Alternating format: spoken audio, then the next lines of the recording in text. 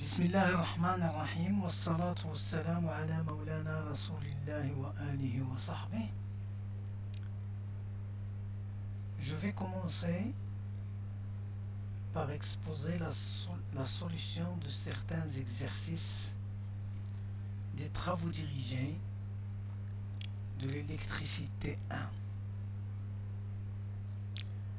Il s'agit donc dans la série numéro 1 des exercices relatifs à un rappel mathématique sur le calcul des longueurs et des surfaces et aussi de l'utilisation des opérateurs vectoriels, gradient et divergence. L'exercice 1, il nous dit, en choisissant un repère approprié, calculer le périmètre et la surface d'un rectangle de largeur A et de longueur B. Donc je trace ce rectangle et je place le repère approprié, par exemple x, y, cartésien. Il est clair qu'il faut prendre, pour calculer par exemple cette longueur-là, je dois utiliser une longueur élémentaire d de x. La même chose pour celle-ci. Et pour calculer les longueurs verticales, je dois utiliser la longueur élémentaire d de y. Le calcul du périmètre, donc P, est égal à l'intégrale des longueurs élémentaires prises sur les côtés du rectangle. Donc le premier par exemple ici, pour ce côté-là, je dois faire la somme de 0 à B des d de x. Les d de x ici prises sur cet axe. La sommation commence de 0 jusqu'à B, parce que le côté est de longueur B. Plus l'intégrale de 0 à A des d de y, c'est-à-dire en allant dans ce sens. Donc c'est le deuxième côté du rectangle. Plus le calcul de cette longueur-là, puisqu'on va dans le sens dans le sens négatif des x, on doit mettre alors moins l'intégrale de b à 0 des d de x, de moins d de x, plus l'intégrale de a à 0 de moins d de y. Le calcul donc va donner, ici va donner b, et là va donner a, et là va donner b. Ça va me faire 2b alors avec le premier. Et là, je vais obtenir A, ça va me faire 2A, donc c'est 2A plus B. Bien. Alors, le calcul de la surface, comme la géométrie, notre forme géométrique est rectangulaire, alors automatiquement je dois utiliser les coordonnées cartésiennes avec les éléments d de x, d de y, d de z. L'élément de surface, une surface élémentaire prise sur le rectangle est rectangulaire de côté d de x, d de y. Dans la surface, c'est d de s est égal à d de x, d de y. Et la surface totale, c'est l'intégrale sur toutes les surfaces élémentaires, c'est-à-dire le produit idéal d de x, d de y. Et je sais que l'intégrale, cette intégrale-là, j'intègre tout d'abord d de x, puis j'intègre aussi d de y. Le produit va me donner le résultat. Pour d de x, il varie de 0 jusqu'à b, donc c'est b. Pour d de y, il varie de 0 jusqu'à a, donc c'est a. Et le produit, donc, me donne la surface du rectangle. Ici donc, c'est une manière de voir comment les calculs d'intégrale justifient les connaissances déjà acquises. parce que le périmètre et la surface de rectangle ne doivent pas poser de problème aux étudiants, même aux élèves. Alors, maintenant, on va travailler sur le cercle. On doit calculer le périmètre et la surface d'un disque de centre O et de rayon R. Le disque, donc, il est tracé de centre O et de rayon R, qu'on voit ici. Alors, pour calculer le périmètre, je dois sommer les longueurs élémentaires de L ici, en intégrant donc, je dois faire varier l'angle alpha. Ici donc c'est l'angle alpha, donc je dois faire varier l'angle alpha de 0 jusqu'à 2π. R étant constant, donc cette longueur là d de L est égale à R d de alpha. Alors l'utilisation donc des coordonnées polaires permet donc d'obtenir P qui est égal à l'intégrale de d de L, qui est égal à l'intégrale de 0 à 2π de R d de alpha. Et R étant constant, je le fais sortir. L'intégrale de 0 à 2π de d de alpha, c'est 2π. J'obtiens donc 2πr. Donc le périmètre du disque, c'est 2π fois le rayon. Pour la surface du disque, on doit choisir une surface élémentaire. Ici, on a choisi cette surface-là, comprise entre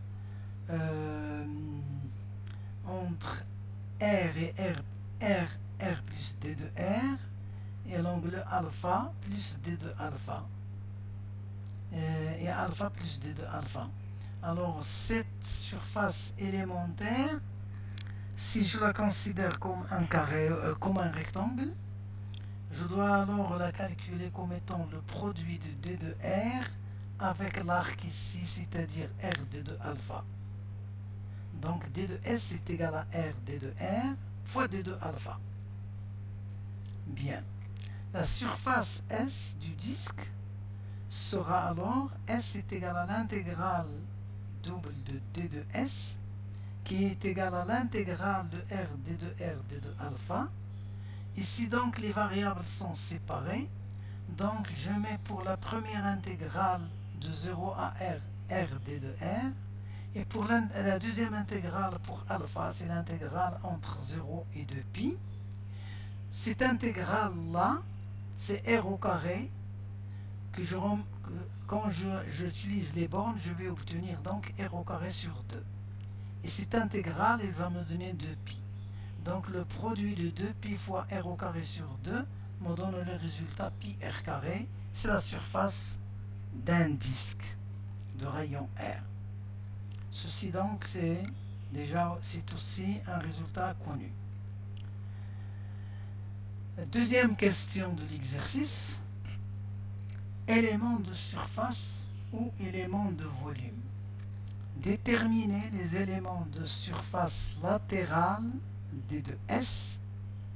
Donc il s'agit ici de prendre une surface élémentaire sur la surface latérale et le volume élémentaire d de V sur la surface latérale d'un cylindre C d'axe OZ, de rayon R et de hauteur H. Déterminer les surfaces, les éléments de surface latérale d de S, l'élément de volume d de V, d'un cylindre C d'axe OZ, l'axe du cylindre c'est OZ, et le rayon du cylindre c'est R, grand R, et sa hauteur donc c'est H. Les coordonnées cylindriques donc me permettent d'obtenir ce résultat. Tout d'abord, il s'agit d'une surface latérale, donc le rayon vecteur R, le rayon polaire R est égal à grand R, est constant. donc sur la surface latérale, et nous avons donc un arc élémentaire généré par une variation d'angle d de phi a pour valeur r d de phi, une variation selon l'axe z, c'est d de z, le produit me donne la surface d de s, qui, lorsque je cherche la surface latérale, je dois intégrer ce d de s. Donc S surface latérale est égal à la double intégrale de d de s.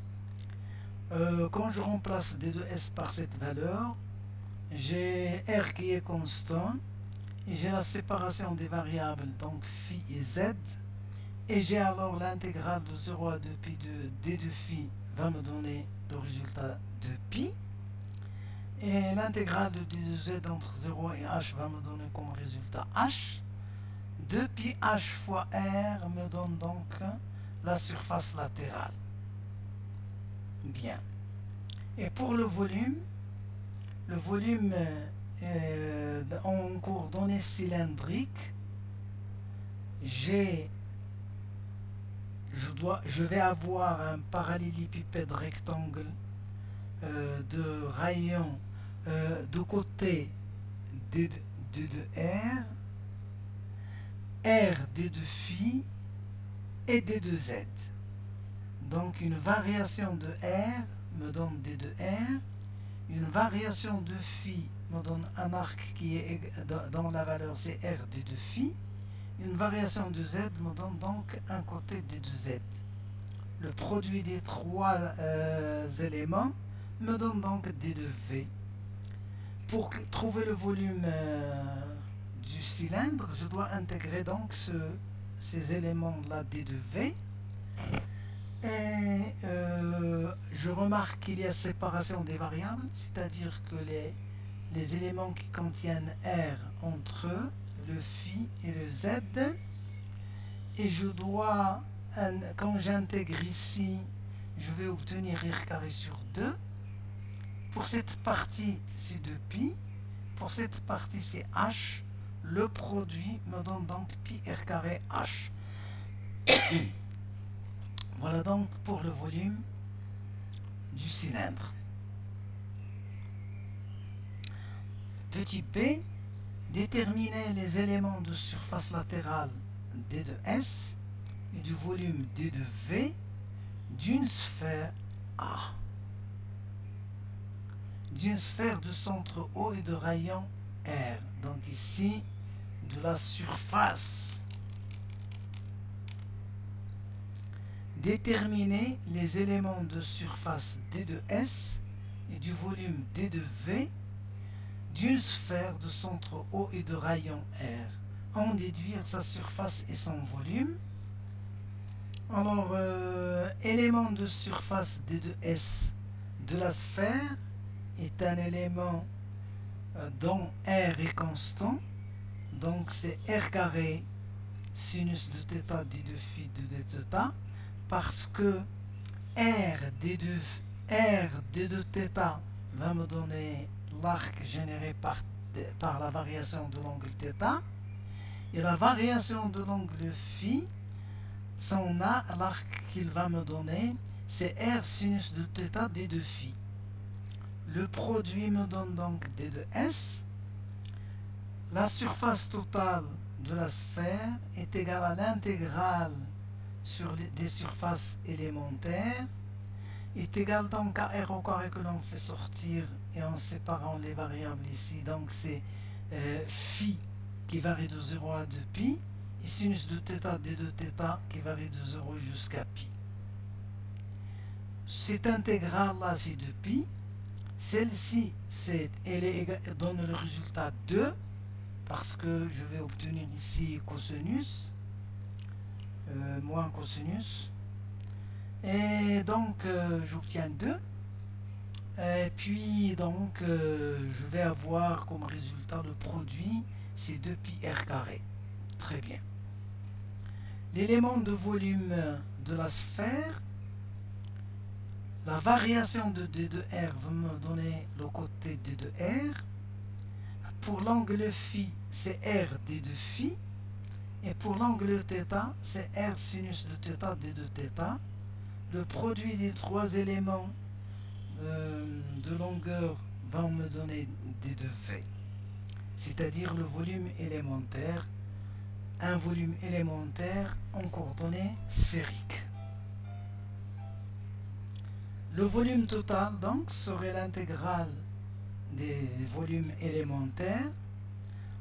Je sépare les variables parce que c'est correct. Donc c'est l'intégrale de r carré de r plus l'intégrale de d de phi plus l'intégrale de sinus de θ d de θ. Ce résultat donc c'est 2. Celui-ci c'est 2pi. Et celui-ci c'est R3 sur 3.